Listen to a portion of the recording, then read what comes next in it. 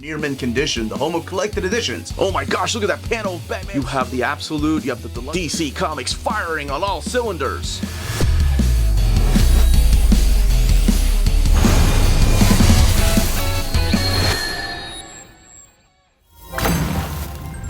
The Princess of the Amazons, the Defender of the Weak, the Goddess of Truth. Today on Near Mint Condition, I, the Uncanny Omar, am going to give you my overview of the latest Wonder Woman Omnibus. This is Wonder Woman by John Byrne Omnibus from DC Comics. So let's go ahead and get started.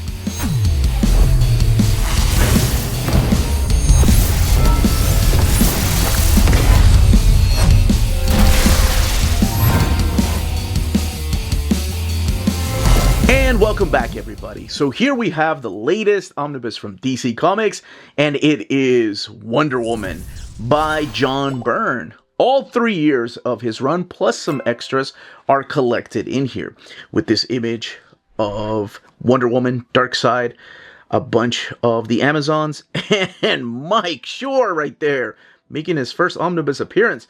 A DC logo, the spine of the book, Diana up there, Wonder Woman by John Byrne Omnibus, the DC logo back here, and then a piece from, of course, John Byrne with Cheetah right there, the 1990s. Now, before I take the dust jacket off, where does this take place in the reading order of Wonder Woman? Well, if you have the Omnis, it does go right after the George Perez run. We still need the William Mester Loeb's run collected in omnibus format, but at least that's been collected, because none of the Christopher Priest or Eric Luke era has been collected outside of the DC 1 million.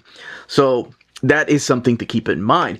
This has been collected in a series of trade paperbacks, and these books right here, which a lot of people really loved. I remember these were coming out like in trade paperback, and they kept the same type of design, which I really dug.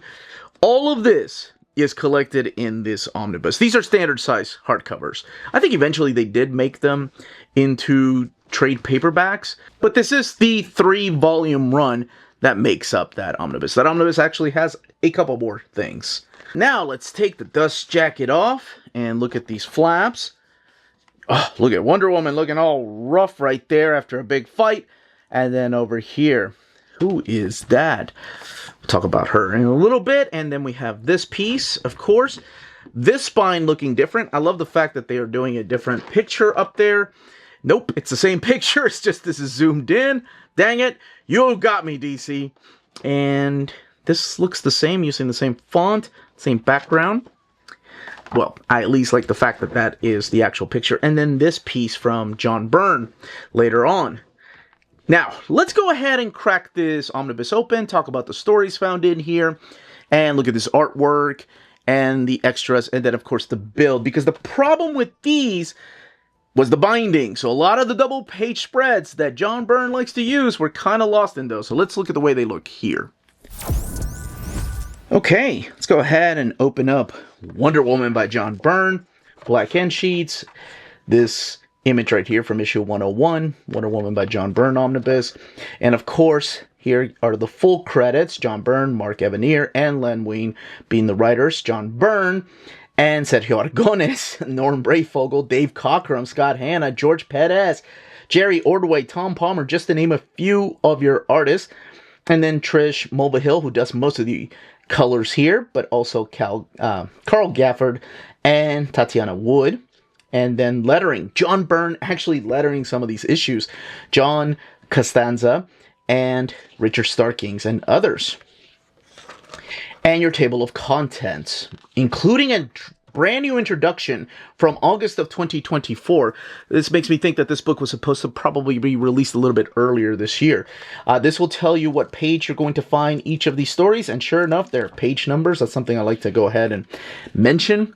So the book collects Wonder Woman 101 to 136, Wonder Woman Annual 5 and 6, and stories from Action Comics 600, Adventure Comics 80-page giant number 1, Adventures of Superman, Sergio Aragones Destroys the DC Universe number 1, and Wonder Woman Secret Files and Origins number 1. The book has a total of 1,016 pages and retails for $100.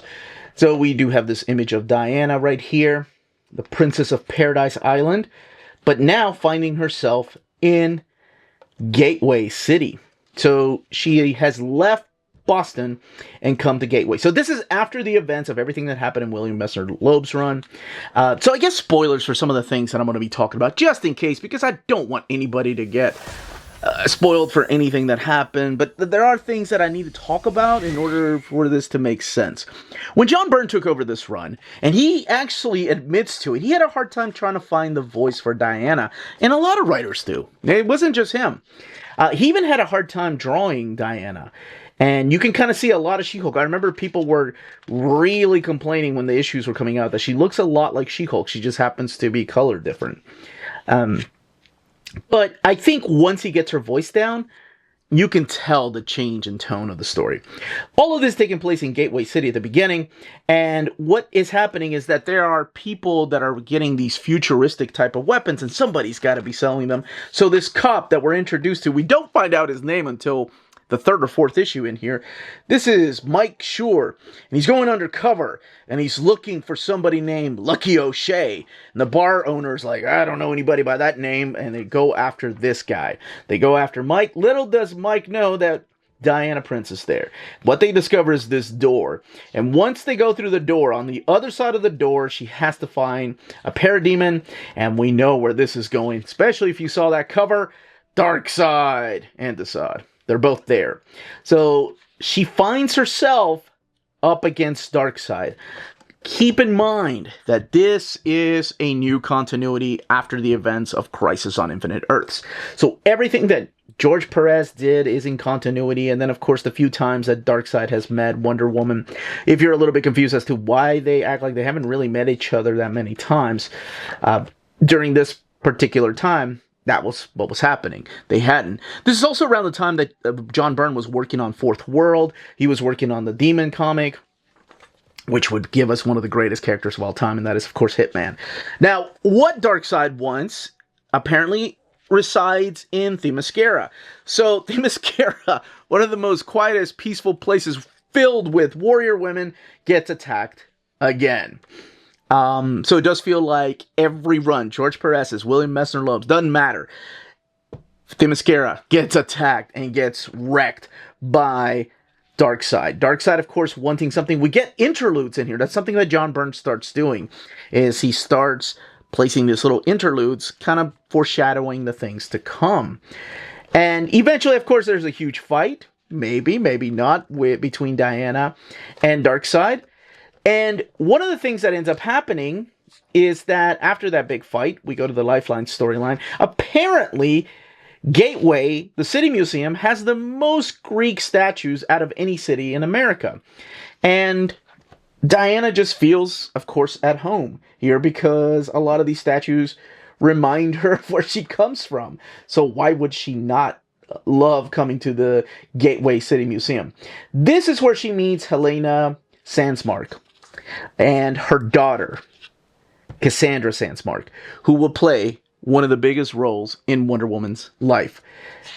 And we'll talk a little bit more about her later. They're kind of like the Julia Capitellis and Vanessa Capitellis now, since they've moved. John Byrne decided to move her out of Boston. But here you'll see Greek statues coming to life. You'll see appearances by characters from the DC universe, like the Phantom Stranger and Morgan Le Fay, of course, looking for that remedy, that fountain of youth that she's always been after, including perhaps sucking the life force out of people, if that's what it takes. This interesting story with trying to bring a kid back from the dead, because the internet or the computer science back then was a lot different. Jason Blood playing an important part here because he starts actually dating Helena Sandsmark. That means the demon is not far behind. And then Cassie. So Cassandra Sandsmark will become the next Wonder Girl. If you're thinking, wait a second, what about Donna Troy? I do love the redesign of Arion, by the way. What about Vanessa? What about Artemis? Well, if you read all of William Messner Loeb's You know what happened to Artemis. However, during this time, there's also the Artemis Requiem storyline that's happening. So you get to see where perhaps she comes back. Yes, Arion, the sorcerer of Atlantis, looks a little bit more 90s. I kind of dig it. And again, this is all part of Morgan Le Fay's plan while he's building up this idea of a computer scientist trying to bring somebody back to life named Chris.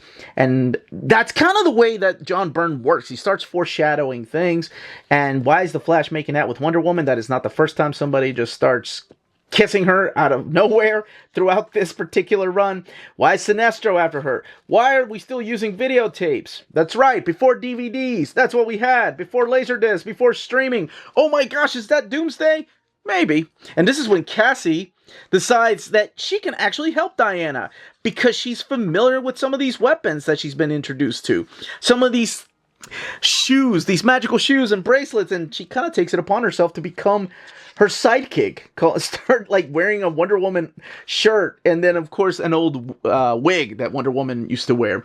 We also get this appearance of a new superhero in this city with a little bit of a secret and a twist later on, and that is Champion. And then, of course, appearances by other superheroes. But is that really them? And yes, this is the way. Let me show you this cover. That cover of Wonder Girl. This is actually Wonder Girl right here. So, Cassandra Sandsmark becomes the new Wonder Girl. And yeah, Diana's like short. Now, something you're going to notice right away, like the inks look a little bit different. You know, at the beginning, he's got this almost like his Nextmen type of art style where the inks are heavy and sketchy. Over here, you can see the inks a little bit more relaxed. They're a little more clean and crisp and clear. Diana starts looking a little less rough, and you start seeing that he gets used to her. We get this return of this, well, who I thought was a creepy villain, but was created by George Perez and reimagined a little bit by John Byrne with that creepy smile right there. Really, this is when Cassie starts rolling solo and starts fighting Decay by herself. And of course, that causes Wonder Woman to come out and protect her. We do have this really creepy return of Vanessa and of course Helena, her mom, where she's having nightmares, and there's an explanation, and that is a very 90s cover right there of why she's having nightmares exactly. And what's going on with Wonder Woman's arm? Something ended up happening a little bit earlier through here that starts changing her a little bit as to perhaps some foreshadowing things to come. And of course, the gods are always interfering with humans, so they get involved a little bit. Her and Mike start developing a little bit of a relationship. Barbara Minerva comes back, but she is more feral than ever before. It's like less human and more cheetah. And then something ends up happening that reintroduces us to other characters from the Amazon. And I feel like this is when John Byrne started really getting comfortable with the character and starts changing some things up. And one of the biggest changes that ends up happening through here, again, it's like one of those decisions that had people divided. And I'll talk a little bit about that. This is a wonderful, I really like this issue, annual right here. This is done by Tom Palmer, who does the finish inks for John Byrne. And it's a flashback, just focusing on Diana in her younger days and learning about death. That's exactly what that is. That's all that story does. It teaches her how to deal with death. And then we get Artemis. But not during this time is she calling herself Artemis. She's actually calling herself Requiem. So this is her return to the book. And then this takes us into a crossover, which is the Underworld Unleashed, which has Necron. Now, something actually tragic happens in here, but it doesn't really, well, no, in a way it does affect Wonder Woman, but something awful happens, and I completely forgot until I started rereading this, that it happened through these very pages, because this character, it's such an important part of Diana's life, and it just changes the character a little bit. So yes, Diana, something's wrong with her. Donna Troy comes back. And Donna Troy is dealing with her own problems too. And then, of course, Mount Olympus is dealing with all their drama. And then later on, we find out a little bit about Cassie. We go through this whole who is Donna Troy, although that story takes place a little bit later. And then we have I called her the goddess of truth. So something happens to Diana through here that changes the status quo of Wonder Woman. And this is the third act of John Byrne's run. So again, spoilers for some of this stuff, but if you've read like JSA, for example, or if you read JLA by Grant Morrison, then you know that while Wonder Woman, Diana, is away, the new Wonder Woman is none other than Hippolyta, her mom. So this is what I think divides people because, by the way, use of the invisible plane, that it was an alien gift, really cool. And focusing on modern or present day characters with the character of Artemis here, smooth. What happens is that after Crisis on Infinite Earths, Wonder Woman did not exist in the Golden Age, like as far as new history. But in order to work that retcon in order to work the Wonder Woman that existed and fought with the JSA, what John Byrne did was make Hippolyta, Wonder Woman, travel back in time. So it's a time travel story where she ends up joining the JSA. That's why you'll see her sometimes in the JSA comic book by James Robinson, and of course, Jeff Johns. Or in the JLA, like when she ends up joining the JLA in Grant Morrison's run. So that's where all this is from. And of course, does Diana ever become Wonder Woman again? Well, I don't have to tell you. Dark Angel makes a return here. Dark Angel actually playing with the idea of who exactly is Donna Troy. But the whole third act has more... Oh my gosh, I just said that. Poor Donna. Man. So again, this is a different era when Donna Troy was... actually, no, John Byrne rewrites her history in this issue a little bit. A little bit of retcon going on. So if you're not even that familiar with the character of Donna Troy, this kind of gives you a quick explanation. There is, I forgot to mention, one of my favorite covers that is in here, issue 120, which is an homage to issue number 1, and it is drawn by George Perez. Jose Luis Garcia Lopez also does some of the actual covers too. It's not just John Byrne. And I forgot to mention that this is a quick retelling as to everything that's happened previously. John Byrne loves these kind of issues. He did it in Alpha Flight. He did it towards the end of his run in Uncanny X-Men with Chris Claremont, kind of giving you a quick catch up to speed as to what happened previously from the first issue of George Perez's run. And I think that's all I will say about the main story. We'll look at the extras here in the back, which include other stories. So other stories are the Action Comics 600, which is kind of like the first meeting between Wonder Woman and Superman. They've been having dreams about each other, and there's that kiss. And then, of course, the Dark Side storyline. Now, there is a little bit of retcon again with John Byrne and the Fourth World. And this is the Sergio Aragones story, but I think it's actually a story, maybe it's John Byrne doing the lettering, I can't remember. And this is where they decided to put the annual here. The first one is really, really unique in the fact that it is drawn by Dave Cockrum and inks by Norm Brayfogle. And it's one of these Elseworld type of stories when the entire DC universe is doing an Elseworld. This one happens to be focusing on that Wonder Woman. And then we get the extras here in the back. The Adventure Comics, 80-page giant. And I don't think that was collected. Yeah, those issues, all the bonus stories are not collected in the ongoing, or the 3 hardcovers outside of the annuals. And then the bonus material, which is the handbook. And a pin-up over here, the trade paperback cover by John Byrne, trade paperbacks, omnibus cover with the new colors, the Christmas, this is by John Byrne. I think this, Garcia Lopez does some of the stuff. And I thought it was George Perez too. There's the back cover you saw, this is the Alex Sinclair one. I mean, John Byrne drawing it, but Alex Sinclair supplying the colors. This is from Generations. And then John Byrne bio. So let's look at the binding of the book. 1,016 pages. And the book, again, retails for $100, sewn binding. One of the things I wanted to do really quick, it is printed in this glossy paper stock. They are back officially to using glossy paper stock. It's not as thick as it used to be, so there's a little bit of bleed through happening, but not very much. I wanted to go back to the double page spread and do a quick comparison to the standard size hardcover, which had a lot of gutter loss, whereas over here, you can see the minimal gutter loss happening. And there is so much double page spreads through here that John Byrne is doing that you can tell just, you know, especially, I remember it was an issue with these because these were glued bindings. Whereas over here you have sewn bindings. Here, we'll do a comparison here just to kind of give you an idea. And even though this was printed in glossy paper stock, this is still thicker glossy paper stock than the standard size hardcovers. But that's it. That is the latest Wonder Woman Omnibus. Hopefully we will keep getting more and more of Diana, of the mascara.